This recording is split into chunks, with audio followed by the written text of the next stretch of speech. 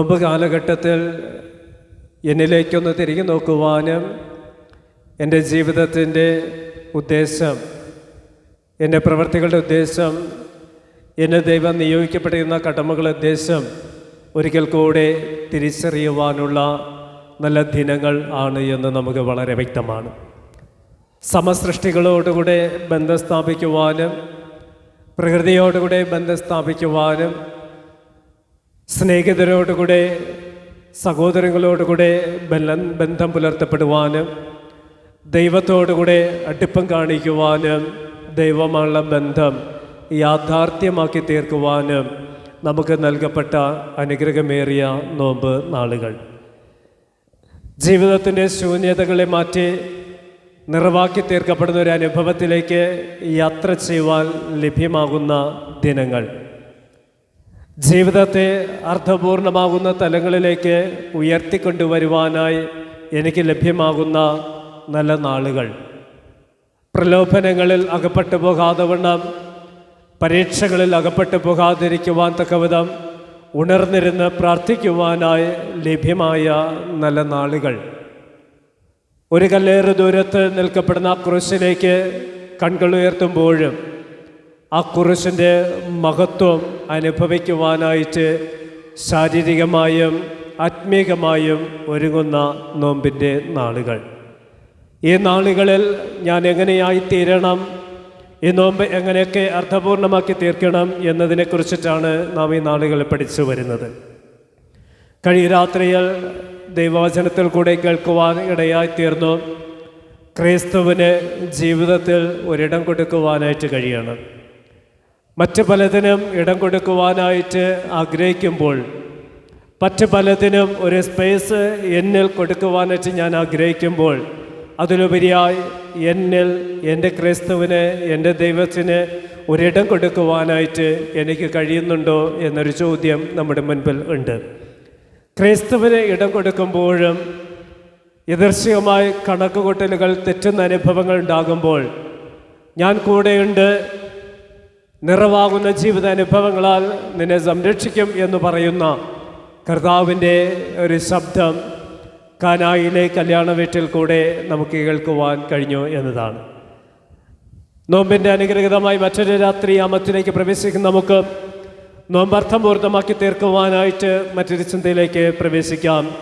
ഇന്നത്തെ ചിന്ത: അപരന് പ്രയോജനമുള്ളതാകണം നിൻ്റെ ജീവിതം. അപരന് പ്രയോജനമുള്ളതാകണം എൻ്റെ ജീവിതം, നിൻ്റെ ജീവിതം. എൻ്റെ സ്നേഹിതന്, എൻ്റെ സഹവാസിക്ക്, എൻ്റെ സുഹൃത്തിന്, എൻ്റെ അയൽവാസിക്ക്, എൻ്റെ പ്രിയപ്പെട്ടവർക്ക് പ്രയോജനപ്പെടുന്ന ഒരു ജീവിതം ഈ നോമ്പ് കാലഘട്ടത്തിൽ പടുത്തുയർത്തുവാനായിട്ട് നമുക്ക് കഴിയണം എന്ന ചിന്തയുമായി നാം ഇന്ന് ദൈവസന്നിധിയിലായിരിക്കുന്നുണ്ട്. നോമ്പ് നാം മറ്റുള്ളവർക്ക് പ്രയോജനമുള്ളതായി തീരുന്നുണ്ടോ? ഞാൻ എൻ്റെ ജീവിതം കൊണ്ട് എനിക്ക് പ്രയോജനമാണോ, അതോ മറ്റുള്ളവർക്ക് പ്രയോജനമുള്ള ഒരു തലത്തിൽ കൂടെ യാത്ര ചെയ്യുന്നുണ്ടോ? മറ്റുള്ളവൻ്റെ വേദനയോടുകൂടെ ഇറങ്ങിച്ചെല്ലുവാനായിട്ട് എനിക്ക് കഴിയുന്നുണ്ടോ? മറ്റുള്ളവൻ്റെ ആപത്തിൽ സഹായമായി അവനെ ഒന്ന് ചേർത്ത് പിടിക്കുവാനായിട്ട് എനിക്ക് കഴിയുന്നുണ്ടോ? മറ്റുള്ളവൻ്റെ ദുഃഖത്തിൽ പങ്കുചേർന്ന് ആ ദുഃഖത്തിൽ ആശ്വാസത്തിൻ്റെ കരങ്ങൾ നീട്ടുവാനായിട്ട് എനിക്ക് കഴിയുന്നുണ്ടോ? വീഴ്ന്നു കിടക്കുന്നവനെ ആ വീഴ്ചയിൽ നിന്നും ഒന്ന് ഉയർത്തിക്കൊണ്ടുവരുവാനായിട്ട് എനിക്ക് കഴിയുന്നുണ്ടോ? തകർന്നുപോയവൻ്റെ ജീവിതത്തിലേക്ക് ഇറങ്ങിച്ചെന്ന് സാരമില്ല എന്ന് പറഞ്ഞ് ആ തകർച്ചയിൽ നിന്നും ഒരു പുതിയ ജീവിതത്തിൻ്റെ അനുഭവത്തിലേക്ക് എൻ്റെ പ്രിയപ്പെട്ടവരെ, എൻ്റെ സ്നേഹിതരെ, എൻ്റെ അയൽവാസിയെ, എന്നെ ആഗ്രഹിച്ചിരിക്കുന്ന ഓരോ പ്രിയമുള്ളവരെയും കൊണ്ടുവരുവാനായിട്ട് എനിക്ക് കഴിയുന്നുണ്ടോ? എൻ്റെ ജീവിതത്തിൽ ഞാൻ ക്രിസ്തുവിനൊരിടം കൊടുക്കുമ്പോൾ ക്രിസ്തു എന്നിലേക്ക് വരുന്നുണ്ട് എന്നും എൻ്റെ ജീവിതത്തിൽ അവൻ പ്രവർത്തിക്കുന്നുണ്ട് എന്നും എൻ്റെ ജീവിതത്തിലെ കുറവുകളെ മാറ്റി ഒരു നിറവ് എനിക്ക് നൽകുന്നുണ്ട് എന്നും കണക്കുകൂട്ടലുകൾ പിഴച്ചു പോകുമ്പോഴും സാരമില്ല മകനെ എന്ന് പറഞ്ഞുകൊണ്ടും സാരമില്ല മകളെ എന്ന് പറഞ്ഞുകൊണ്ടും എന്നെ ചേർത്ത് പിടിക്കുന്ന ഒരു ക്രിസ്തുവിൻ്റെ സ്നേഹം എന്നെ ഈ രാത്രി പഠിപ്പിക്കുന്നുണ്ട്. അപരന് പ്രയോജനമുള്ളതായി തീരുവാൻ നിന്റെ ജീവിതത്തെ നീ ഒന്ന് ക്രമപ്പെടുത്തണം എന്നത് തന്നെയാണ്. നിന്റെ ജീവിതം മറ്റുള്ളവന് പ്രയോജനമുള്ളതായി തീരണം. നിന്റെ ജീവിതം നിന്റെ സ്നേഹിതന് ഒരു പ്രയോജനമുള്ളതായി തീരണം. യോഹന്നാൻ സുവിശേഷം 2-ാമത്തെ അധ്യായമാണ് കഴിഞ്ഞ രാത്രി നാം ധ്യാനിച്ചത്. അതിൻ്റെ ചില ചിന്തകളിൽ കൂടെ നാം ഒന്ന് കടന്നു പോവുകയാണെങ്കിൽ, ഖാനായിലെ കല്യാണവേളയിൽ ഒരു കുറവ് യേശുവിൻ്റെ ശ്രദ്ധയിൽ യേശുവിൻ്റെ അമ്മ ഉൾപ്പെടുത്തുമ്പോൾ യേശു ആ ശ്രദ്ധ സ്വീകരിച്ചുകൊണ്ട് കുറവിനെ നികത്തുവാനായിട്ട് ശ്രമിക്കുകയാണ്. ഖാനായിലെ കല്യാണവേളയിൽ നാം ഒന്ന് ശ്രദ്ധ ചെലുത്തുമ്പോൾ കാണുവാൻ കഴിയുന്നത് ആരും ശ്രദ്ധിക്കപ്പെടാതെ മാറ്റിവെച്ചിരിക്കുന്ന 6 കൽപാത്രങ്ങൾ അവിടെ ഉണ്ടായിരുന്നു എന്നതാണ്. അവിടെ വചനം ഇങ്ങനെയാ പറയുന്നത്, 6-ാമത്തെ വാക്യത്തിൽ പറയുന്നുണ്ട്, അവിടെ യഹൂദന്മാരുടെ ശുദ്ധീകരണ നിയമം അനുസരിച്ച് 2-3 പറവീതം കൊള്ളുന്ന 6 കൽപാത്രമുണ്ടായിരുന്നു.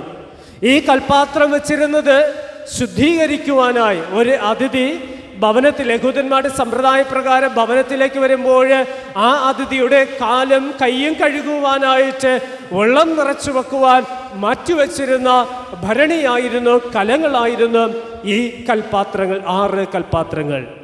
ഈ യഹൂദന്റെ ഭവനത്തിൽ വിവാഹ സൽക്കാരത്തിന് കടന്നു വന്ന ഓരോ വ്യക്തികളെ സ്വീകരിക്കുവാനും അവരെ ശുദ്ധിയുള്ളതാക്കുവാനും മാറ്റിവെച്ചിരുന്ന കൽപാത്രങ്ങളെ നോക്കിയിട്ട് കർത്താവ് പറയുന്നുണ്ട്, ആ കൽപാത്രങ്ങളിൽ വെള്ളം നിറപ്പിൻ. അത് ശുദ്ധീകരിക്കുവാൻ വേണ്ടി മാറ്റിവെച്ചിരുന്നതായ കൽപാത്രങ്ങൾ ആയിരുന്നു. നോക്കുക, അവിടെ വീഞ്ഞ് തീരുമ്പോഴും ആ വീഞ്ഞ് തീരുന്നതായ കലങ്ങളിൽ വെള്ളം നിറയ്ക്കുവാൻ അല്ല കർത്താവ് പറയുന്നത്.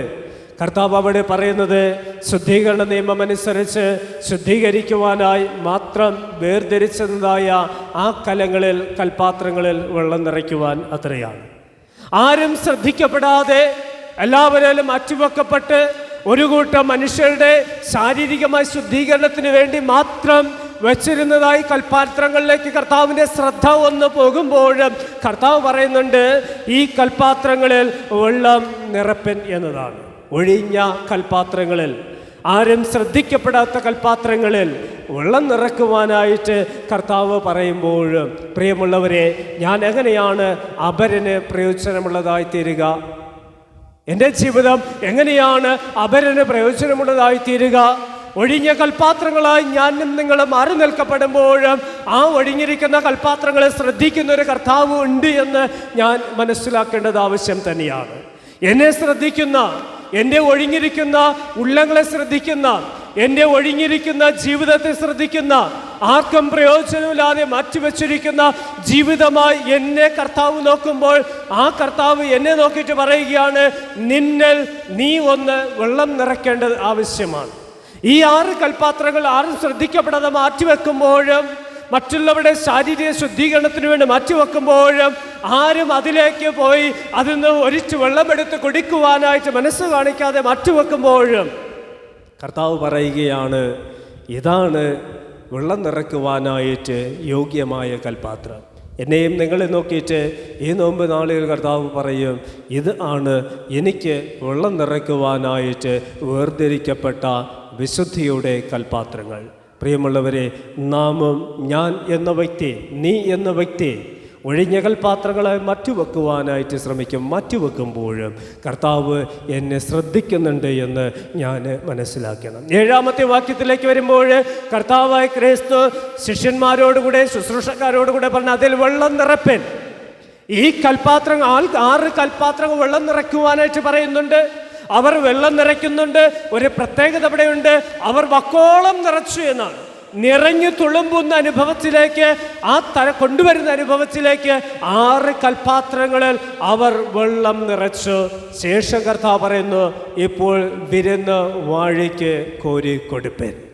എവിടെയാണ് അപരന് പ്രയോജനമുള്ളതായി തീരുക? കർത്താവിൻ്റെ ശ്രദ്ധ എന്നിലേക്ക് വരുമ്പോഴും, എൻ്റെ ഒഴിഞ്ഞ പാത്രങ്ങളിലേക്ക് കർത്താവിൻ്റെ ശ്രദ്ധ വരുമ്പോഴും കർത്താവ് പറയുന്നുണ്ട്, അതിൽ വെള്ളം നിറക്കുക, വക്കോളം നിറക്കുക. അതാണ് എൻ്റെ കടമ. ഞാൻ അപരന് പ്രയോജനമുള്ളതായി തീരണമെങ്കിൽ എന്നിലേക്ക് കർത്താവ് ശ്രദ്ധ ചെലുത്തി എന്നോട് പറയുന്നുണ്ട്, ശൂന്യമായിരിക്കുന്ന നിന്റെ കൽപാത്രങ്ങളിൽ, നിന്റെ ഹൃദയങ്ങളിൽ വക്കോളം നീ വെള്ളം നിറയ്ക്ക്. അതിനുശേഷമാണ് എന്നെ അപരന് പ്രയോജനമുള്ള ഒരു തലങ്ങളിലേക്ക് ഉയർത്തിക്കൊണ്ടുവരുവാനായിട്ട് സാധ്യമാകുന്നത്. വക്കോളം വെള്ളം നിറയ്ക്കണം. ഈ വക്കോളം വെള്ളം നിറയ്ക്കുമ്പോൾ കർത്താവ് നോക്കിയിട്ട് പറയും, നീ കോരി വിരുന്ന് വാഴയ്ക്ക് കൊടുപ്പൻ. പ്രിയമുള്ളവരെ, ഞാൻ വക്കോളം നിറച്ചു കഴിഞ്ഞാൽ മാത്രമേ എന്നിൽ നിന്നും അപരന് പ്രയോജനമുള്ള ഒരു ജീവിതം വാർത്തെടുക്കുവാനായിട്ട് എനിക്ക് സാധ്യമാകുകയുള്ളൂ. ഞാൻ ചെയ്യേണ്ടത് ഇത്ര മാത്രമേ ഉള്ളൂ: കർത്താവിൻ്റെ ശബ്ദം കേട്ട്, അവൻ്റെ വചനം കേട്ട് വക്കോളം എന്നെ നിറയ്ക്കുവാനായിട്ട് എനിക്ക് ഈ നോമ്പിൽ അതാണ് ഞാൻ ചെയ്യേണ്ടത്.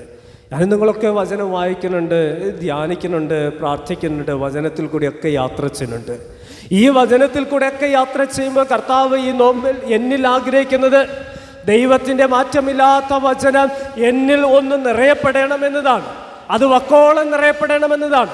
എന്നിൽ വക്കോളം നിറയപ്പെടുമ്പോൾ കർത്താവ് എന്നോടുകൂടെ പറയും, അത് കോരി അപരൻ്റെ പ്രയോജനപ്പെടുത്തുവാൻ തക്കവിധം നിന്റെ ജീവിതത്തെ നീ ഒന്ന് മറ്റുവെക്കുവാനായിട്ട് കഴിയണം. ഒഴിഞ്ഞ കൽപ്പാത്രങ്ങളെ വക്കോളം നിറച്ച് പ്രയോജനമുള്ള അനുഭവത്തിലേക്ക് കൊണ്ടുവരുമ്പോൾ മാത്രമേ നോമ്പ് അർത്ഥപൂർണമായ തലങ്ങളുടെ മറ്റൊരു നാഴികക്കല്ലിലേക്ക് പ്രവേശിപ്പാനായിട്ട് നമുക്ക് സാധ്യം ആകുകയുള്ളൂ. നല്ല ശമരിയക്കാരൻ്റെ ഉപമ നമ്മെ ഒന്ന് പഠിപ്പിക്കുന്നുണ്ട്. രണ്ടുപേര് വന്നു, വീണ് കിടക്കുന്നതിനെ കണ്ടു. അവൻ്റെ സമീപത്ത് പോലും പോകുവാൻ മനസ്സ് കാണിക്കാതെ അവൻ ദൂരത്തു കൂടെ കടന്നു പോവുകയാണ്. അവർ അടുത്തുപോലും പോകുവാൻ മനസ്സ് കാണിക്കുന്നില്ല. സഹായിക്കേണ്ട മനുഷ്യർ, ചേർത്ത് പിടിക്കേണ്ട മനുഷ്യർ, ഉയർപ്പിക്കേണ്ട മനുഷ്യർ, ദൈവവചനത്തിൻ്റെ ആഴമേറെ സത്യങ്ങൾ പഠിപ്പിക്കുന്ന മനുഷ്യർ സഹായിക്കേണ്ട കരങ്ങൾ നീട്ടേണ്ടതിന് പകരം ആ കരങ്ങൾ കുറുകി വെച്ചിട്ട് മാറിക്കടന്നു പോകുന്ന രണ്ട് മനുഷ്യരുടെ ചിത്രം അവിടെ പഠിപ്പിക്കുമ്പോൾ മൂന്നാമത്തെ ഒരു മനുഷ്യൻ വന്നിട്ട് അവൻ്റെ അടുക്കൽ വന്ന് വചനം പറയുന്നുണ്ട്. എങ്ങനെയാണ്? അവൻ്റെ വാഹനത്തിൽ നിന്നിറങ്ങി അവൻ്റെ അടുക്കൽ വന്ന് അവൻ്റെ മുറിവ് കെട്ടി തൈലം പൂശി അവൻ്റെ വാഹനത്തിൽ കയറ്റി വഴിയമ്പലത്തിൽ കൊണ്ടുചെന്നാക്കി അവന് വേണ്ടുന്ന എല്ലാ ശുശ്രൂഷകളിലെ ക്രമീകരണങ്ങൾ ആ മനുഷ്യൻ ചെയ്തു എന്നതാണ്. അവിടെയാണ് ആ മനുഷ്യൻ്റെ പ്രവൃത്തിയാണ് ഇന്ന് എന്നോട് പഠിപ്പിക്കുന്നത് അപരന് പ്രയോജനമുള്ള ഒരു ജീവിത തലങ്ങളിലേക്ക് ഉയർന്നു വരുവാനായിട്ട് നമുക്ക് കഴിയണം എന്നത്. ആ നല്ല ശമരിയക്കാരൻ്റെ ഉപമ നമ്മെ പഠിപ്പിച്ചതും തന്നെയാണ്. ആ മനുഷ്യൻ പറയുന്നുണ്ട്, ശത്രു എന്ന് അറിഞ്ഞിട്ട് പോലും, ശത്രു എന്ന് അവൻ മനസ്സിലാക്കിയിട്ട് പോലും, അവൻ വീണ് കിടക്കുന്നുണ്ട് എന്ന് അവൻ കണ്ടിട്ട് പോലും, അവൻ ബലഹീനനാണ് എന്ന് അവൻ മനസ്സിലാക്കിയിട്ട് പോലും അവൻ്റെ അടുക്കലേക്ക് അവനൊന്ന് കടന്നു പോകുവാനായിട്ട് കഴിഞ്ഞിട്ടുണ്ട് എങ്കിൽ, തൻ്റെ വാഹനം അവന് വിട്ടുകൊടുക്കുവാൻ കഴിഞ്ഞിട്ടുണ്ട് എങ്കിൽ, തൻ്റെ സമ്പത്തും സമയവും അവന് വിട്ടുകൊടുക്കുവാൻ കഴിഞ്ഞിട്ടുണ്ടെങ്കിൽ, എന്നെ കേൾക്കുന്ന പ്രിയമുള്ളവരെ, ഈ രാത്രിയിൽ ദൈവത്തിൻ്റെ വചനം നമ്മെ ഓർമ്മപ്പെടുത്തുന്നുണ്ട്, നീ അപരന് തുണയായിരിക്കണം. നീ അപരന് പ്രയോജനമുള്ളവനായിരിക്കണം.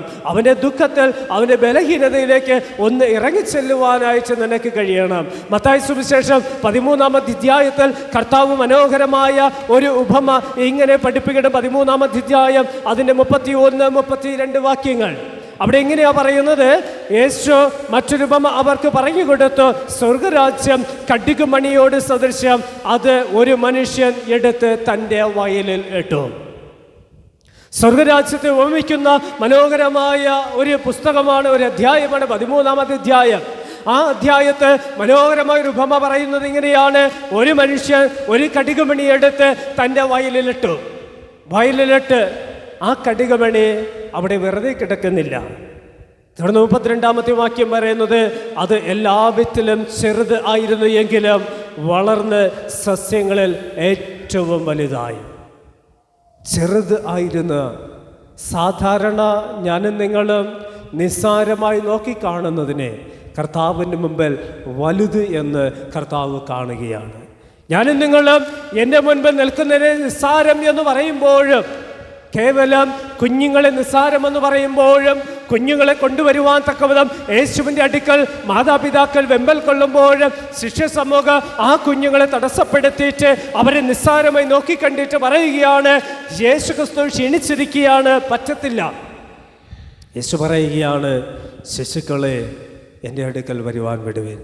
പ്രിയ ദൈവമക്കളെ, നിസ്സാരം എന്ന് നോക്കിക്കാണുന്നത് കർത്താവിന് മുമ്പ് വിലപ്പെട്ടത് ആണ് എന്ന് തിരുവചനമെ പഠിപ്പിക്കുകയാണ്. നിസ്സാരമായ ചെറിയ വിത്ത് ഒരു മനുഷ്യനെടുത്ത് വയലിൽ ഇടുകയാണ്. വയലിലിട്ട വിത്ത് അത് ചെറുത് ആണ് എങ്കിലും അത് വളർന്നു വലുതാകുന്നു.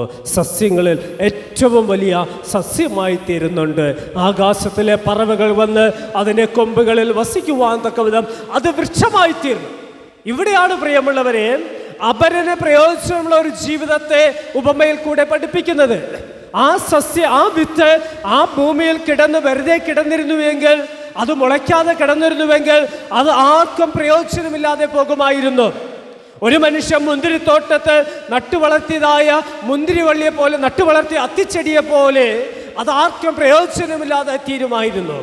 ഈ വിത്ത് ആ മണ്ണിൽ വീഴ്ന്ന് വളരുന്നു വരുന്നു, മുളയിടുന്നുണ്ട്, ശിഖരങ്ങളിടുന്നുണ്ട്, വലിയ വൃക്ഷമായി തീരുന്നുണ്ട്. എല്ലാ പക്ഷികൾക്കും കൂടുകൂട്ടുവാൻ തക്കവിധ ആ വൃക്ഷം അത് വലുതായി തീർന്നിട്ടുണ്ട് എങ്കിൽ ആ വൃക്ഷം നമ്മെ പഠിപ്പിക്കുന്നത് തന്നെയാണ്, മറ്റുള്ളവന് പ്രയോജനമായി നിൻ്റെ ജീവിതം, എൻ്റെ ജീവിതം തീരണം. മറ്റുള്ളവൻ എൻ്റെ ശിഖരങ്ങളിൽ ചേക്കേറുന്ന ഒരു പ്രയോജനമുള്ള അനുഭവം എന്നിൽ ഒന്ന് വാർത്തെടുക്കുവാനായിട്ട് എനിക്ക് കഴിയണം. ഈ നോമ്പ് അർത്ഥപൂർണമായി അനുഭവിക്കണമെങ്കിൽ ഈ രാത്രി വചനം ഓർമ്മപ്പെടുത്തുന്നത് തന്നെയാണ്, അപരന് പ്രയോജനമുള്ളവനായി നീ ഒന്ന് മാറണം. അപരൻ്റെ ജീവിതത്തിലേക്ക് ഇറങ്ങിച്ചെല്ലുന്ന, അവൻ്റെ ആവശ്യങ്ങളിലേക്ക് ഇറങ്ങിച്ചെല്ലുന്ന, അവൻ്റെ വേദനകളിലേക്ക് ഇറങ്ങിച്ചെല്ലുന്ന, അവൻ്റെ ദുഃഖങ്ങളിലേക്ക് ഇറങ്ങിച്ചെല്ലുന്ന, അവൻ്റെ ആവശ്യങ്ങളെ കണ്ട് എൻ്റെ ആവശ്യമെന്ന് മനസ്സിലാക്കി അവനെ സഹായിക്കുന്ന പ്രയോജനമുള്ള ഒരു ജീവിതം എന്നിൽ വാർത്തെടുക്കുവാനായി ഈ നോമ്പ് കാലഘട്ടം ദൈവം നമുക്ക് നൽകിയാണ്. അങ്ങനെ ഈ നോമ്പ് കാലഘട്ടത്തിൽ ഞാൻ അപരന് പ്രയോജനമായി തീരണമെങ്കിൽ ഞാൻ ചെയ്യേണ്ടത് എത്രമാത്രമേ ഉള്ളൂ? എന്നിലെ ശൂന്യതകളെ തിരിച്ചറിയണം. എന്നിലെ ശൂന്യതകളെ തിരിച്ചറിഞ്ഞ് ആ ശൂന്യതകളിൽ വെള്ളം നിറക്കുവാനായി, വചനമാകുന്ന വെള്ളം വക്കോളം നിറക്കുവാനായി എനിക്ക് കഴിയണം. വചനമാകുന്ന വെള്ളം വക്കോളം നിറയ്ക്കപ്പെടുമ്പോൾ കർത്താവ് പറയും, എന്നോട് പറയും, വിരുന്നുവാഴിക്ക് അപരന് അത് കൊടുക്കുവാനായിട്ട് നീ ഒരുക്കമുള്ളവനായിരിക്കണം. ഈ നോമ്പ് പൂർണ്ണമാകുമ്പോൾ ഞാൻ അപരന് കൈ നീട്ടുന്ന ഒരനുഭവത്തിലേക്ക്, അപരൻ ചേർത്ത് പിടിക്കുന്ന ഒരനുഭവത്തിലേക്ക് ഉയർന്നു വരുവാനായിട്ട് പ്രിയമുള്ളവരെ എനിക്ക് സാധിക്കണം. അവിടെയാണ് നോമ്പിൻ്റെ അർത്ഥതലങ്ങൾ, നോമ്പിൻ്റെ പൂർണ്ണത ഒന്ന് എന്നിൽ പൂർത്തീകരിപ്പാനായിട്ട് സാധ്യമാകുള്ളൂ. ഒരു കല്ലേറ് ദൂരത്ത് നിൽക്കുന്ന ക്രൂശുണ്ട്, ഒരു കല്ലേറ് ദൂരത്ത് നിൽക്കുന്നൊരു ക്രൂശുണ്ട് പ്രിയമുള്ളവരെ. ആ ക്രൂശിലേക്കാണ് എൻ്റെയും നിങ്ങളുടെയും യാത്ര. ആ ക്രൂശിനെ നോക്കിയിട്ടാണ് യാത്ര ചെയ്യുന്നത്. ആ ക്രൂശിൻ്റെ പൂർത്തീകരണത്തിന് വേണ്ടിയിട്ടുള്ളൊരു യാത്രയാണ്. ആ ക്രൂശിൻ്റെ സമീപത്ത് എത്തിച്ചേരുവാനുള്ളൊരു യാത്രയാണ് എൻ്റെയും നിങ്ങളുടെ യാത്ര.